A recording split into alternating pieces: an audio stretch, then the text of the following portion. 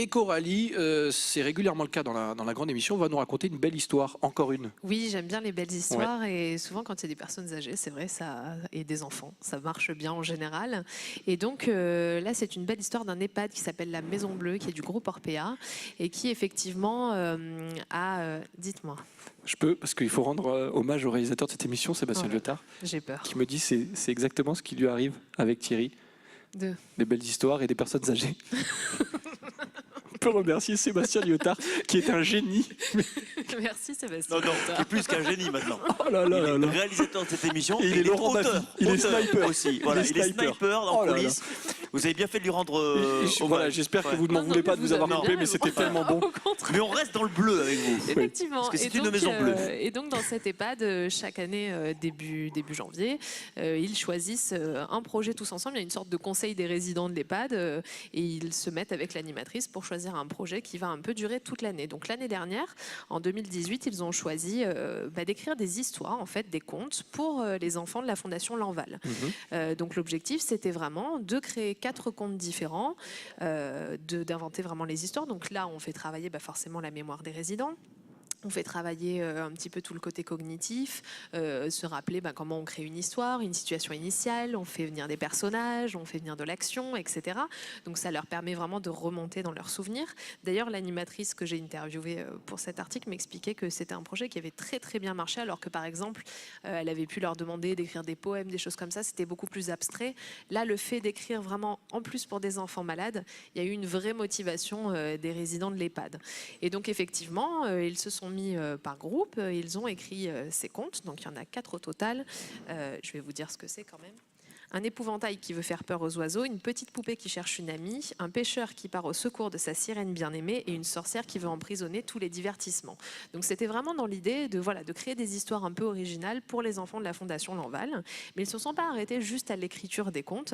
Ils ont aussi travaillé avec un centre de loisirs l'été dernier et les enfants de ce centre de loisirs ont illustré les contes. Oh, génial. Donc du coup, il y a eu vraiment un travail d'équipe. En fait, certains résidents sont partis au centre de loisirs et expliquaient donc aux enfants les histoires, leur raconter l'histoire. Et pour que les enfants, eux, ensuite, puissent faire les dessins qu'on voit notamment sur la couverture, là, sur l'image. Et donc, effectivement, puissent imaginer des jolies illustrations pour ce livre, qui a ensuite été vraiment édité.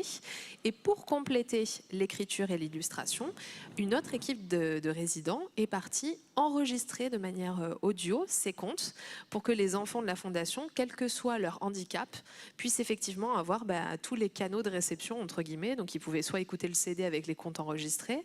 Donc l'animatrice faisait les dialogues et les résidents faisaient les personnages. Donc ils s'y sont repris à 50 fois, mais ils ont adoré. D'ailleurs, elle m'expliquait qu'ils étaient très impressionnés de rentrer dans une cabine de son. Ils n'avaient jamais fait ça de leur vie. C'est pas le genre de choses qu'on fait tous les jours. Et puis c'est très stimulant aussi. Exactement, et de voir effectivement, des choses complètement différentes et des nouvelles technologies aussi. Donc ça leur a permis de faire travailler leur mémoire et de faire travailler la parole, le langage, de sortir aussi, d'aller voir les enfants du centre de loisirs. Et enfin, en octobre dernier, d'aller remettre ces livres de contes à la Fondation Lanval et donc aux enfants. Et donc l'objectif, c'est vraiment que ces quelques livres qui ont été créés tournent au sein de la Fondation pour tous les enfants qui passent régulièrement et puissent un peu égayer leur séjour à l'hôpital. Mais c'est une super initiative. Franchement, c'est même bouleversant. Franchement, sûr, parce que le lien intergénérationnel a ce lien intergénérationnel, tout ce qui en découle, tout ce qui a été fait. Et puis ça profite à tout le monde surtout. Ça profite à tout le monde. C'est pas un produit qui reste dans un circuit fermé. Tout le monde peut en profiter. Ça leur a pris aujourd'hui toute l'année pour faire ça. Et en magnifique plus, du coup, initiative. Ils ont pour finir, utilisé ce thème des contes toute l'année dans l'EHPAD pour faire des repas autour des contes classiques, style Blanche-Neige, etc. Et ça a permis aux résidents qui, eux, n'ont pas participé au projet, parce que tous ne sont pas assez en forme pour le faire, de quand même avoir vraiment une participation un peu éloignée, mais à travers les contes et les histoires, et donc de retomber un peu en enfance.